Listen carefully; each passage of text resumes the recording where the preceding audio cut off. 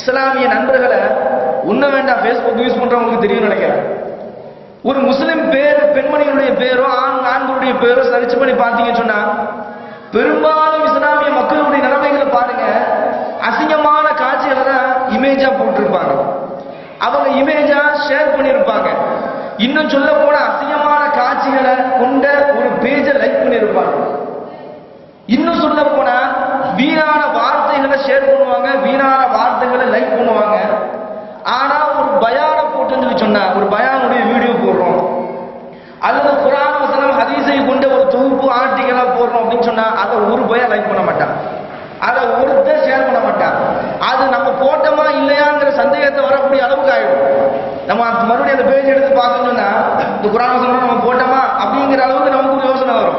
ஏன்னு சொன்னா அதெல்லாம் லைக் பண்ணதுக்கு ஆள் கிடையாது, அதையெல்லாம் ஷேர் பண்ணதுக்கு ஆள் கிடையாது. இதே ஆபாசமான காட்சிகள், ஆபாசமான படங்கள், ஆபாசமான வார்த்தைகள் அல்லது எவனாவது திட்டி இருக்கக்கூடிய வார்த்தைகள், இந்த ஜமாத்துக்காரன் அந்த ஜமாத்துக்காரன் திட்டக்கூடிய வார்த்தைகள், இதுகளெல்லாம் வீடியோவா போட்டு சொன்னா சுப்ஹானல்லாஹ் ஷேர் பறக்கு, அள்ளி தட்டு. ஏன்னு சொன்னா இந்த ஜமாத்துக்காரன் அந்த ஜமாத்துக்காரன் தலைவரை பிடிச்சி திட்டான், இந்த ஜமாத்துக்காரன் அந்த ஜமாத்துக்காரனுக்கு பிடிக்காது, அவன் இவன் தலைவரை திட்டான், அவன் இவன் தலைவரை திட்டான், ஷேர் பண்ணு, லைக் போடு, என்ஜாய் பண்ணு. இப்படிதான் காலம் ஓடிக்கொண்டு இருக்கிறது. மார்க்க விஷயத்தின் பக்கமோ மார்க்க காரியத்தின் பக்கமோ ஒரு ஆணோ ஒரு பெண்ணோ செல்வது என்பது ரொம்ப ரொம்ப இன்னைக்கு என்ன சொல்றது, வழி தவறி போயிட்டாங்க, வழியே மாறிட்டாங்கிற அளவுக்கு இன்றைக்கு போய் கொண்டு இருக்கிறார். நெட்டோட யாரெல்லாம் உலகோடு இருக்கிறாங்களோ அவங்களுக்கெல்லாம் இந்த விஷயங்கள் இலகுவாக புரிஞ்சிடும். இதைதான் இஸ்லாம் ஆணிலிருந்து அவர்களை வார்த்தெடுக்கிறது. ஒரு தவறு இருந்ததுன்னு சொன்னால் அது ஆரம்பிக்கும் போதே கட் பண்ணி ரிமூவ் பண்ணிடு. வைரஸ் மாதிரி இந்த கம்ப்யூட்டர்லாம் யூஸ் பண்றவங்களுக்கு தெரியும், வைரஸ் வந்துன்னு சொன்னா உடனே ரிமூவ் பண்ணி தூக்கி வீசிடணும். அது இருக்கட்டும் கொஞ்ச நேரம் கழிச்சு பார்ப்போம்னா டோட்டலா எல்லா போல்டரையும் அடிச்சு போடும். அந்த மாதிரி உங்களுக்கு சாதாரணமா புரியுற மாதிரி சொன்னா ஒரு ஆப்பிள் கூட ஒரு 100 ஆப்பிள் ஒரு கூடையில இருக்கு, ஒரே ஒரு ஆப்பிள் கெட்டு போயிருக்கும். அந்த ஆப்பிள் ரிமூவ் பண்ணணும்னு வச்சுக்காங்களேன், மறுநாள் எல்லா ஆப்பிளும் கெட்டு போயிடும். இஸ்லாம் அதை தான் சொல்லுது, ஆரம்பத்திலிருந்து ஆணி வேர்ல இருந்து கட் பண்ணி ரிமூவ் பண்ணி தூக்கி வீசிடும். இல்லைன்னு சொன்னா அது வளரும் வளரும் வளரும், அதனுடைய ஆசைகள் தொடர்ந்து கொண்டுதான் இருக்கும். என்னடா பரவாயில்ல அல்லாஹ் மன்னிச்சுப்பான், நிறைய தௌஹீத்வாதிகளுடைய சிந்தனை அப்படிதான் இருக்கு. நம்ம தான் லா இலாஹ இல்லல்லாஹ் சொல்லிட்டோமே, ரசூலுல்லாஹ் சொல்லிட்டாங்கல்ல, மன்கான லா இலாஹ இல்லல்லாஹ் யார் சொன்னாங்களோ ஆஃபர கலிமா, யாரு கடைசி வார்த்தை லா இலாஹ இல்லல்லாஹ் தஹ்ல ஜன்னா சொர்க்கத்துக்கு போயிட்டான் அப்படிங்கிறாங்க ரசூலுல்லாஹ். இவன் நிறைய பேர் எப்படி வாங்கிக்கிட்டான், அந்த லா இலாஹ இல்லல்லாஹ் கடைசி வார்த்தை சாவு பண்ணதுல களிமா சொல்லி செத்துன்னு சொன்னா சொர்க்கத்துக்கு போயிடலாம்.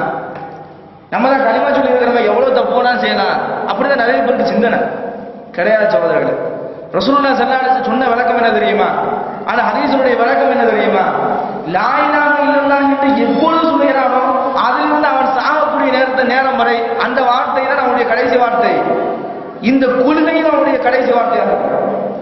லா இலாஹ இல்லல்லாஹ் அல்லாஹ் தவிர கடவுள் இல்லை, இந்த வார்த்தை தான் அவன் சாகர வரை இருக்கு. என்னை களிமா சொல்லி ஆரம்பிக்கிறானோ அன்னிலிருந்து சாகர வரையும் அவனுக்கு அதான் இருக்கும். இடையில கடவுள் இவன் அல்லது இவன்ட்ட எவன்கிட்ட கையெழுந்திருது, கபூர்ல உன்னோட கையெழுந்திருது, இப்படி காரியங்கள் இருந்துடக்கூடாது. சரி ஓகே, நீங்க சொல்ற மாதிரியே லாஸ்ட் வார்த்தை சாவு பண்ணதுல கரையில கடந்து சக்கராத்து காலில் இழுத்து கிடக்கும் போது ராயலாம் சொல்லி போயிட்டான், அவனுக்கு சொல்லுமா? அவன் செய்த பாவங்கள் வரை அவனுக்கு தண்டனை இருக்கிறது. அவன் செய்த பாவங்கள் வரை அவனுக்கு அல்ல தண்டனை கொடுக்காம சொல்லிட்டு அனுப்ப மாட்டான். அல்லாஹ் ஒருவேளை நாடாக சொல்லிட்டு போவான்.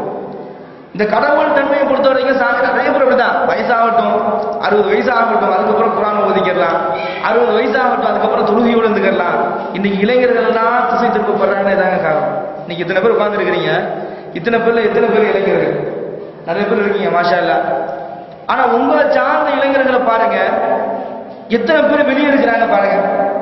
எத்தனை நபர்கள் உங்களுடைய ஃப்ரெண்டு, உங்களோட கூட உள்ளவங்க, உங்களுடைய குடும்பத்தில் உள்ளவங்க பாருங்க, வேற யாரும் வேண்டாம், உங்களுடைய குடும்பத்தில் உள்ளவங்க பாருங்க. அல்லாஹ் என்ன சொன்னா, குர்ஆன் புஸ்தகம் உங்களையும் உங்களுடைய குடும்பத்தாரையும் முதல்ல நரக நெருப்பு காப்பாத்துங்க நமக்கு கட்டளை விடுறோம். நமக்கு தெரிஞ்சா மட்டும் போதாதுங்க, நம்ம தொலைவாரோம், நம்ம பயான் கேட்கிறோம், நாம திருந்தி நடக்கிறோம் அப்படின்னா மட்டும் போதாது. அல்லாஹ் கேட்பான், நீ சொன்னியான்னு கேட்பான்.